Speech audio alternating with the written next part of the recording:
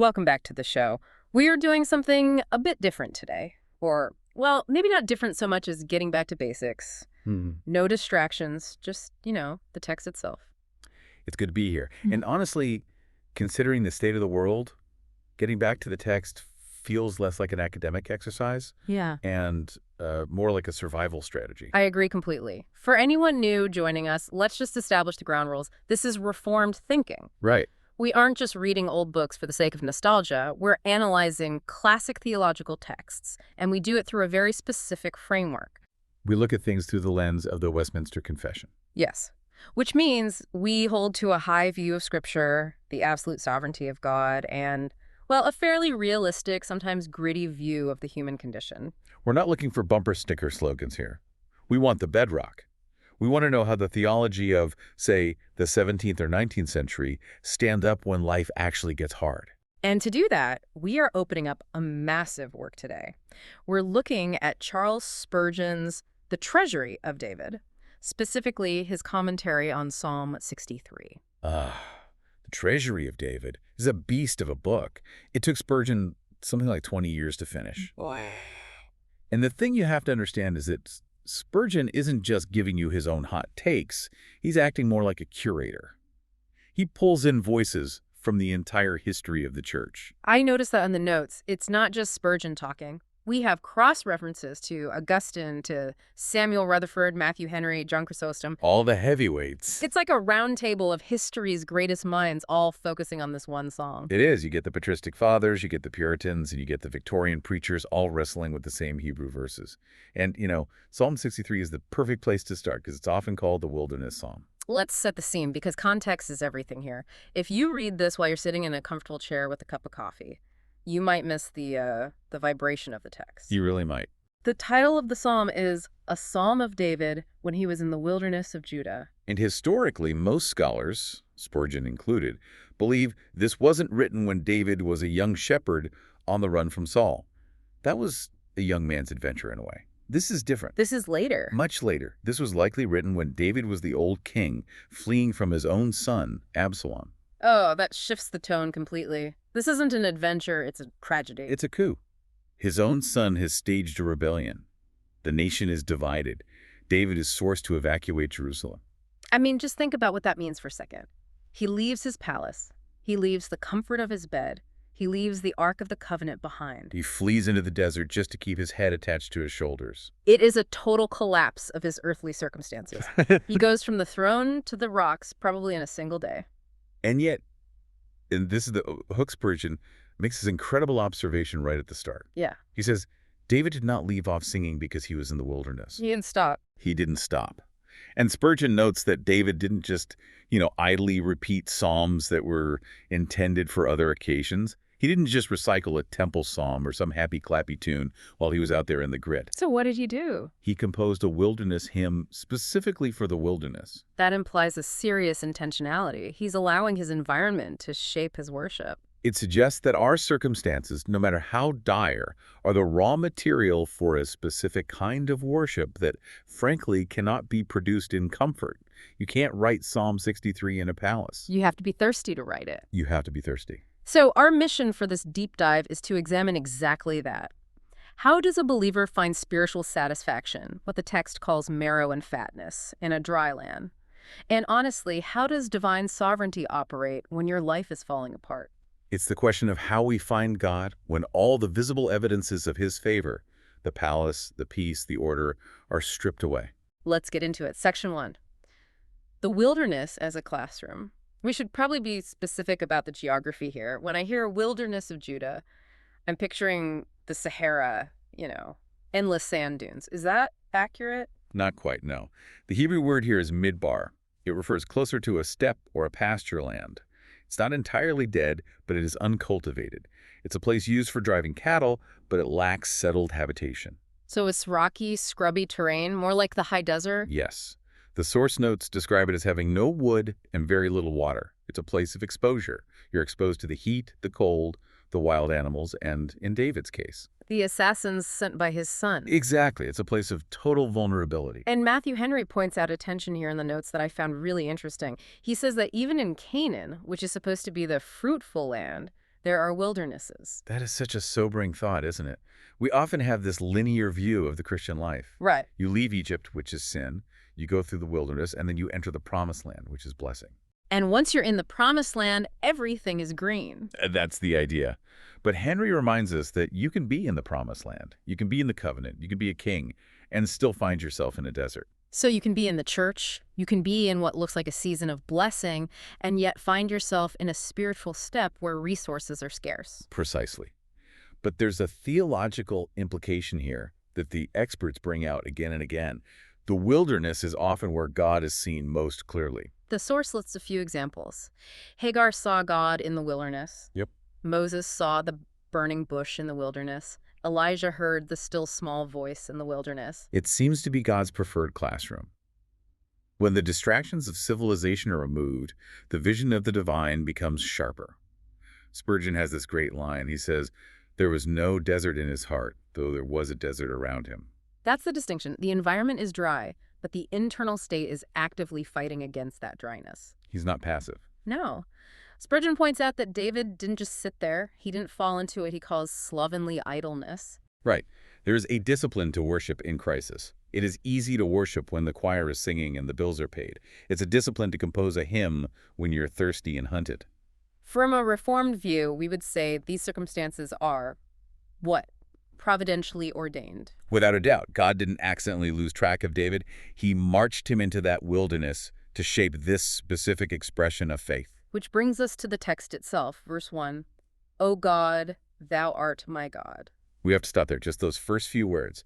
That sounds simple to our English ears, but the source material highlights a shift in the Hebrew that is massive. Yes, the text moves from Elohim to Eli. Can you break that down for us? I can try. Elohim is the plural form. It speaks of majesty, power, the creator, the God of awe. It's the God of Genesis 1. It represents the royal we of the divine. It's a name that inspires reverence from a distance. It's the general term for God. The general, powerful cosmic term. But then David immediately switches to Eli. That's singular. It's possessive. It means my strong one. So it changes from the cosmic to the intensely personal. Instantly. There's a quote from Liddon in our sources that is just beautiful on this. He says, God gives himself to the single soul with his absolute completeness as if there were no other being. That is hard to wrap your mind around. It is. We think of God dividing his attention among billions of people. You know, if I give you my attention, I have to take it away from someone else over there. Because we are finite.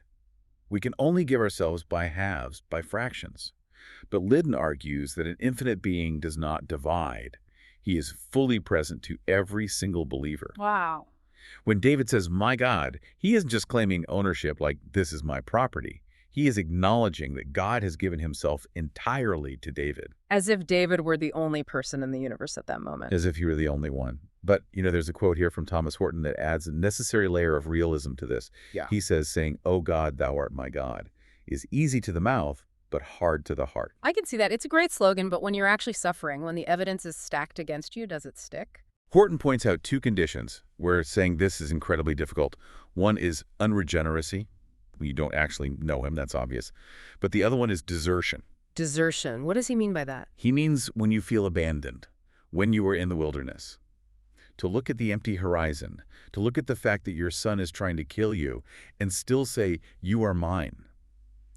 That requires a faith that is not natural. It has to be supernatural. It has to be. It's a gift. The verse continues, early will I seek thee. Now, Spurgeon has a lot to say about this word, early. Oh, he loves this word, and for good reason. It has a double meaning. First, there's the literal sense. It means the dawn, the morning. Like the manna in the wilderness, you had to get it before the sun came up and melted it? Exactly. There's a practical discipline of starting the day with God before the day gets its hands on you. Spurgeon says, when the bed is softest, we are most tempted to rise at lazy hours. But when comfort is gone and the couch is hard, if we rise the earlier to seek the Lord, we have much for which to thank the wilderness. That hits home. Comfort makes us lazy. Crisis wakes us up. Well, think about the psychology of it. When you're in a real crisis, how do you wake up? You usually wake up with a pit in your stomach. The anxiety hits you before your feet even hit the floor. So the early here isn't just about the clock. It's not just David setting an alarm. No, it's about priority. It implies eagerness. The Hebrew suggests an immediate, desperate search. Like if you're drowning, you don't say, I'll call for a lifeguard later this afternoon. You seek help early, immediately. The intensity of the situation drives the timing. And that intensity leads to the physical description of his need. My soul thirsteth for thee, my flesh longeth for thee. We need to unpack the anthropology here, the view of the human person. He mentions both soul and flesh. Usually when we read flesh in the New Testament, especially in Paul's letters, it's a negative term. It's the sinful nature lusting against the spirit. Correct. But here in the Psalms, Spurgeon argues David is talking about his actual physical frame, his body. He is saying that his spiritual longing is so intense, so vehement, that it is physically affecting him. The source calls it a sympathy between body and spirit. And that's a very real phenomenon. Yeah. Have you ever been so anxious or so in love that you physically ached, that you lost your appetite, or you felt a literal physical pull in your chest? Absolutely. That's what David's describing. His body is in a dry land without water, so he's physically thirsty. And he uses that physical thirst as a perfect picture of his spiritual thirst. His whole being, body, and soul is crying out. Spurgeon makes a very strong assertion here. He says, thirst is an insatiable longing. There is no reasoning with it, no forgetting it, no despising it, no overcoming it by stoical indifference. You cannot argue yourself out of being thirsty. You can't sit there and use logic to tell your body it doesn't need water. It won't work. And you can't argue yourself out of needing God. From a Reformed perspective, this is the state of the regenerate soul. The Holy Spirit creates a thirst that the world cannot satisfy. You can't just use stoicism to say, well, I shouldn't be needy. You are. The question is what you do with that need. And that need drives him to a vision. Section 3 covers verses 2 and 3. He says his thirst is to see thy power and thy glory, so as I have seen thee in the sanctuary. Notice what he's missing. He isn't saying, I want to see the beautiful architecture of the tabernacle. He isn't saying, I miss the smell of the incense or I miss the social gathering with my friends. He misses the power and the glory. He misses the tenant of the building, not the building itself. He's had an experience of God's presence in corporate worship, and now he craves that same presence in his isolated crisis. There is a quote from William Strong in the notes that is, well, it's quite blunt. He says, ordinances, things like preaching, sacraments, church services are dry breasts or shells without a kernel if God is not met within them. That is a jarring image, isn't it? Dry breasts. It is. It's almost offensive. But think about what a breast is for. It is a source of life and nourishment for an infant.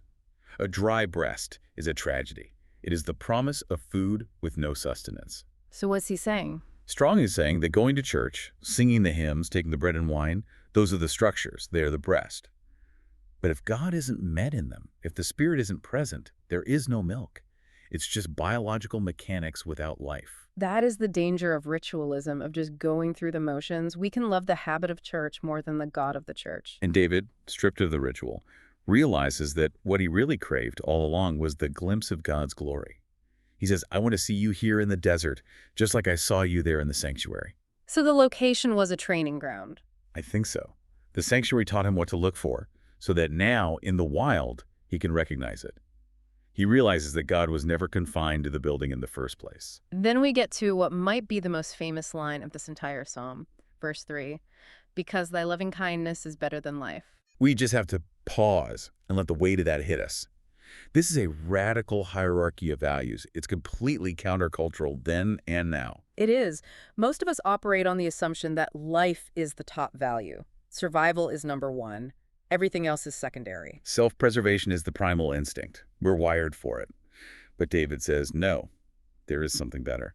So how? How can loving kindness be better than existence itself? Well, the experts in the source material break this down logically. First, life is transient. It's short, it's a vapor, but God's mercy is everlasting. Okay, that makes sense. Second, life is shared by animals. A dog has life. Yeah. A jackal has life. But the loving kindness of the Lord is the peculiar portion of the chosen, the elect. It's a higher category of existence altogether. And the third point is that life can be miserable. Exactly. Life could be full of pain, betrayal. I mean, look at David's situation. He has life in the wilderness, but it's a hard life. It's full of rocks and treason. But God's favor is never anything but good. It's pure goodness. Augustine weighs in on this in the notes. He talks about the one life. He says we have many possible lives we could choose. A life of business, a military life, a quiet life of farming. But God's favor is the one life preferred above all others. It's the difference between merely existing and truly living. Living in God's smile while in a desert is better than existing in a palace under his frown. If you have his loving kindness, death is just a doorway. If you have life without his loving kindness, well, you're dead already. That conviction leads directly into worship, which brings us to section 4, the anatomy of praise, verses 4 through 6. David says, "Thus will I bless thee while I live. I will lift up my hands in thy name." We see the physicality of worship again. Hands. Hands are used for work. Hands are used for war. David was a warrior. His hands had held swords and slings. The harps. And harps, yes. But here, lifting the hands is a gesture of surrender and dependence. It's showing empty hands to God. It says, I have nothing to offer, and I am ready to receive. He also talks about his mouth. "My mouth shall praise thee with joyful lips." And there's a great quote from Thomas Shepard in the notes. He asks, "If you love a hawk or a hound, you praise it." That is such a piercing question, isn't it? Hmm. If you have a favorite dog or a favorite sports team or a favorite car, you don't shut up about it. You find ways to bring it up. You praise what you value. So Shepard's question is, how can one love Christ and remain silent? The implication is that silence is an indicator of low valuation. If you're not praising him, maybe you don't treasure him as much as you think you do. Then we get this rich, almost decadent imagery in verse 5. "My soul shall be satisfied as with marrow and fatness." Now, in our modern health-conscious culture, fat is something we cut off the steak. Right, We want the lean cut. right, fat is bad. But in Hebrew culture, and really in most ancient cultures where calories were scarce, fat was the best part. It was the energy. The marrow was the delicacy, scooped out of the bone. So this represents the highest idea of festive provision, a royal banquet? Best meal you could possibly imagine. And notice the paradox again. Where is David while he's writing this? He's in a dry and thirsty land. He is physically starving, or at least he's rationing water and food. He's probably eating dried dates and stale bread. But he claims his soul is feasting at a royal banquet. He is finding a satiety in God that the finest meals in his palace couldn't give him. This moves us from the feast to the bedroom. Verse 6. "When I remember thee upon my bed and meditate on thee in the night watches." The bed is a distinct theological space in this text. It's not just a piece of furniture. Spurgeon breaks this down in a really interesting way. He says the bed can be a place of choice, a place of necessity, or a place of indifference. Right. It's the place where you are finally alone with your thoughts. The day is done. For many people, the bed is a place of anxiety. That's when the distractions finally stop and the worries come crashing in. Spurgeon speculates that perhaps the wilderness danger kept David awake. He's sleeping on hard ground, maybe listening for assassins in the dark or the sound of wild animals. It's very likely. I mean, he is suffering from insomnia caused by a coup. But look at what he does with it. He doesn't just toss and turn. He converts the insomnia into a hymn. He turns his bedchamber, which is just a patch of dirt under the stars, into a sanctuary. The text makes a distinction here between memory and meditation. It says, "When I remember thee and meditate on thee." Yes. John Wells has a great analogy for this. He says, memory is the chest or the ark holding the truth. It's storage. You put facts about God in there. Okay, so that's the raw data. Right. But meditation is eating the manna. It's taking the truth out of storage, putting it in your mouth and digesting it. It's making it part of you. So David isn't just recalling facts about God in the middle of the night. He's not just listing attributes. He is chewing on them, savoring them. And that chewing, that meditation, turns the anxiety into satisfaction. He joins the choristers of heaven, as the commentary says, while lying in the dark, hunted by his own son. It's a radical repurposing of sleeplessness. Moving on to section 5. Let's call it the synergy of grace. Verses 7 and 8. "Because thou hast been my help, therefore in the shadow of thy wings will I rejoice." This is the logic of faith. It's not a blind leap. It looks back in order to move forward. The word because refers to the past. So he's remembering. He's remembering. God helped him with the bear and the lion when he was a shepherd boy. God helped him with Goliath. God helped him survive years of running from Saul. So because you did all that. Therefore, which is future tense, I will rejoice. I will trust. It's a confidence based on God's proven track record. He uses the memory of past providence to fuel his present confidence. Exactly. It's not blind optimism. It's a calculated trajectory based on the unchanging character of God. Then we get this incredible phrase in verse 8, "My soul followeth hard after thee." Oh, that language is so strong. The Hebrew word is dabak. It means to cleave or to glue. It's the same word used in Genesis for a man leaving his parents and cleaving to his wife. So to be glued to God. To be stuck to him like superglue. Yeah. It implies a desperate, clinging effort, following hard. It's an active, energetic pursuit. But then immediately after that, in the very next breath, he says, "Thy right hand upholdeth me." And there it is. There is the reformed tension we love so much, the beautiful paradox. The interplay between man's action and God's action. Precisely. On the one hand, man is following hard. We are pursuing, we are running, we are clinging. But why are we successful? Why do we fall away? Why doesn't our grip fail? Because thy right hand upholdeth me? That's it. So do we follow because he upholds? Or does he uphold because we follow? The Reformed answer would be, That we follow because he upholds. That is the expert insight in the sources. If God withdrew his upholding hand for a single second, our soul would not only stop following, it would stop even wanting to follow. We are glued to him, but he is the glue. Our pursuit is a response to his preservation. There is a quote from Samuel Rutherford here that just captures the intensity of this following heart. He says, "I do not want him." I do not want him. It's Old Scots for, I cannot do without him. It's not that I don't desire him, it's that I lack the ability to live without him. It's a statement of absolute necessity. It is. Yeah. Rutherford goes on to say he would be happy to just look through a hole in the door at Christ for all eternity. That is the desperation of following hard.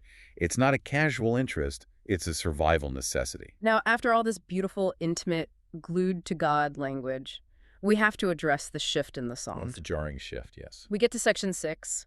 We move from spiritual longing to what sounds like violent justice in verses 9 and 10, the portion for foxes. It is a bit of whiplash, but it shows the wholeness of David's faith. It's not just personal piety, it's also a deep concern for divine justice.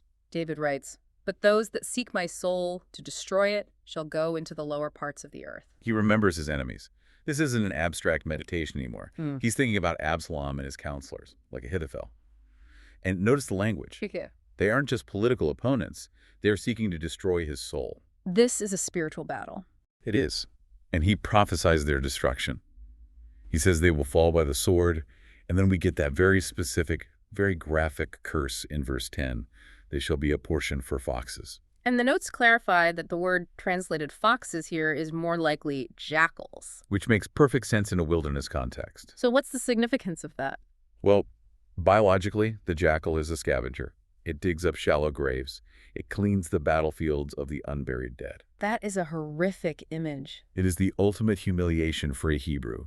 To be unburied, to be denied an honorable tomb, to have your body desecrated and become meat for the scavengers of the wild.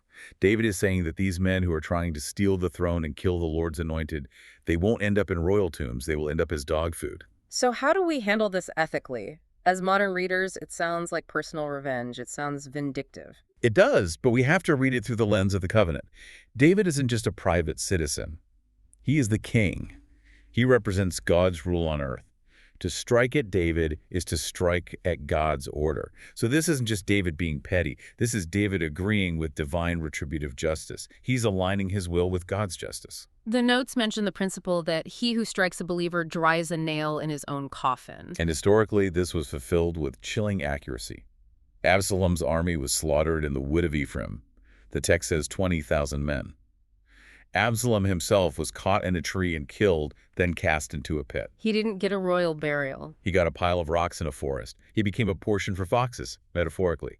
His ambition led him to an ignoble end. It is a sobering reminder that digging a pit for the godly usually leads to falling into it yourself. The imprecatory psalms, these psalms that call for judgment, are uncomfortable for us, but they remind us that God is not neutral toward evil. He is a judge, and he defends his own. And that defense leads to the final section. Section 7, the king's rejoicing. The final verse, verse 11. But the king shall rejoice in God. Notice the title he uses for himself. He calls himself the king. He is in the desert. He looks like a refugee. He has a tiny band of loyalists with him, nothing compared to Absalom's army. By all outward appearances, he is a deposed ruler. But he asserts his identity, the king. He is claiming the title God gave him, despite his circumstances screaming the complete opposite. That is faith. Reality says refugee. Faith says king. And notice where his joy is located. He shall rejoice in God, not in the eventual victory, not in his army, not in his own cleverness. His joy is in his relationship with God. The psalm ends with this great contrast of mouths. Yes, it brings everything to a close. Every one that sweareth by him shall glory, but the mouth of them that speak lies shall be stopped. So you have the mouth that praises versus the mouth that lies. Exactly. The liars, the accusers, the traitors, those who counseled Absalom, their mouths are stopped. Ultimately, they are stopped by death, by the shovelful of earth, as Spurgeon so vividly puts it. They are silenced by judgment. But the mouth that swears allegiance to God, the mouth that praises, That mouth sings forever. It glories. It is the difference between the temporary noise of the wicked and the eternal song of the righteous. So let's try to bring this all together for a moment. We've walked from the dry wilderness, through the thirst, into the sanctuary of vision, found marrow and fatness in the night watches, faced the jackals, and ended with the security of the king. It really is a path from emptiness to fullness, all without ever leaving the physical desert. The geography doesn't change, but the soul's condition is completely transformed. What are the key takeaways for you? For me, first, it's the value of seeking God early. That eagerness, that priority that crisis forces upon us. And for me, it's the necessity of the upholding grace. We only seek because He holds. Our effort is empowered by His grip. And I think the big one is that our environment, our circumstances, they do not have to dictate the state of our worship or our soul. Not at all. They are the context for it, the material for it, but not the cause of its failure. I want to leave our listener with this thought, something that really struck me from the commentaries regarding the bed. If David could convert his sleepless anxiety in a dangerous wilderness into a bed of piety, what does that suggest about our modern insomnia? That is a challenging question. Yeah. We spend so much time and money trying to distract ourselves to sleep. We listen to podcasts, we take pills, we count sheep, we scroll through our phones until our eyes burn. But the text invites us to something radically different. Instead of counting sheep, the believer is invited to unite with the choristers of heaven. Your insomnia can be an altar. And perhaps the darkness of the night, the stillness, is given to us specifically so we can see the glowing attributes of God more clearly, undistracted by the sunlight and the business of the world. A deep challenge for our next sleepless night. Thank you for walking through this incredible text with us. It's a pleasure. A true feast. And thank you for listening. We will see you on the next deep dive.